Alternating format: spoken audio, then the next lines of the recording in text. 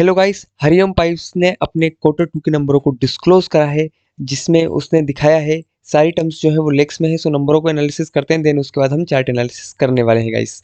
सो आपको देखने के लिए मिलेगा कंपनी ने टोटल रेवेन्यू जो जनरेट करा है वो 315 करोड़ रुपए के आसपास करा है, जो कि लास्ट ईयर इसी क्वार्टर में 303 करोड़ रुपए के आसपास था। परसेंटेज टर्म में बात करें, रेवेन्यू में ग्रोथ आपको 4% के आसपास देखने के लिए मिली है।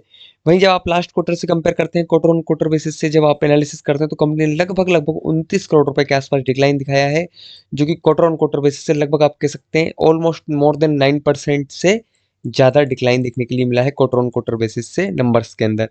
वहीं सेकंड थिंग, एक्सपेंसेस को जब हम एनालिसिस करते हैं तो आप हमको देखने के लिए मिलता है कंपनी ने इस पीरियड के अंदर 293 करोड़ रुपए के आसपास एक्सपेंसेस करे हैं, जो कि लास्ट ईयर इसी क्वार्टर के अंदर 282 करोड़ रुपए के आसपास थे।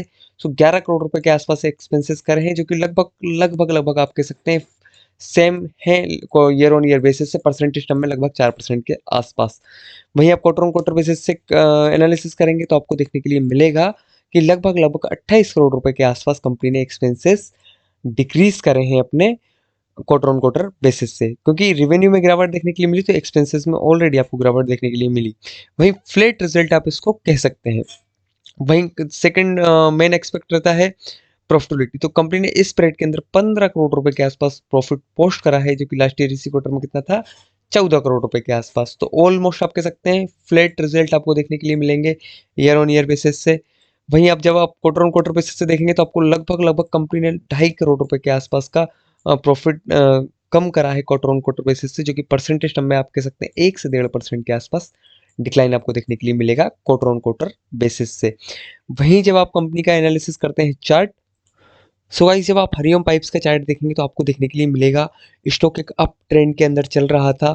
उसके बाद इस स्टॉक ने क्या करा है, गिरावट दिखाई है, वो भी बी शेप गिरावट दिखाई है, पुल बैक लिया।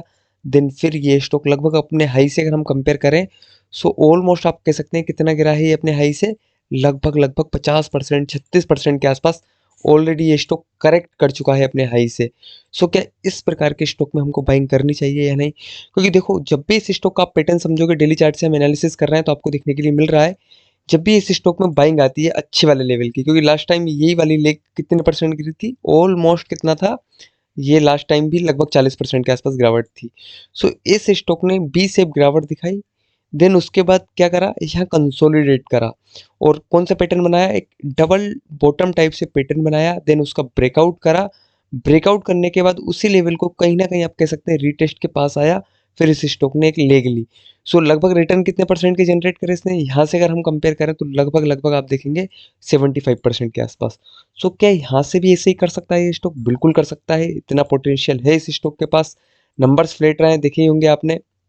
सो आपको देखने के लिए क्या मिल रहा है, ये स्टॉक के पास जो अभी फिलहाल की कंडीशन में सबसे अच्छा सपोर्ट जिसको मिलना है वो ये वाला एरिया है, जो कि अगर मैं देख देख पा रहा हूँ तो क्या है वो, लगभग 505 के आसपास। अगर राउंड राउंड नंबर लोगे तो 500 रुपये आप ले सकते हैं।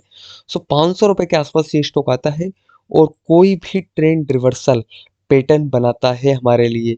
ट्रेंड रिवर्सल पैटर्न कौन कौन से, inverted head and shoulder, double bottom, advance double bottom, other than consolidation कर दे, बॉक्स ब्रेकआउट कर दे।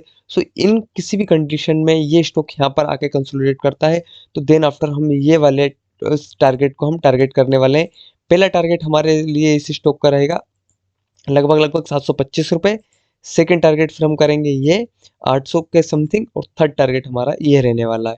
सो अच्छा पैटर्न बनने के बाद हम इस स्टॉक में फ्रेश बाइंग और इन्वेस्टिंग के लिए इस स्टॉक को कंसिडर करने वाले हैं। फिलहाल की कंडीशन में इस स्टॉक में गिरने का पोटेंशियल अभी और है, बचा हुआ है लगभग 4 से 5%, 10% के आसपास तक ये स्टॉक अभी और करेक्ट कर सकता है आने वाले टाइम में। सो फिलहाल फ्रेश बाइंग की अपॉर्चुनिटी नहीं है, सेलिंग भी नहीं करनी है यहाँ से। सो कोई भी क्वेरीज हो तो कमेंट करके पूछे। वीडियो अच्छी लगी तो लाइक जरूर करें, चैनल को सब्सक्राइब करना ना भूलें। धन्यवाद।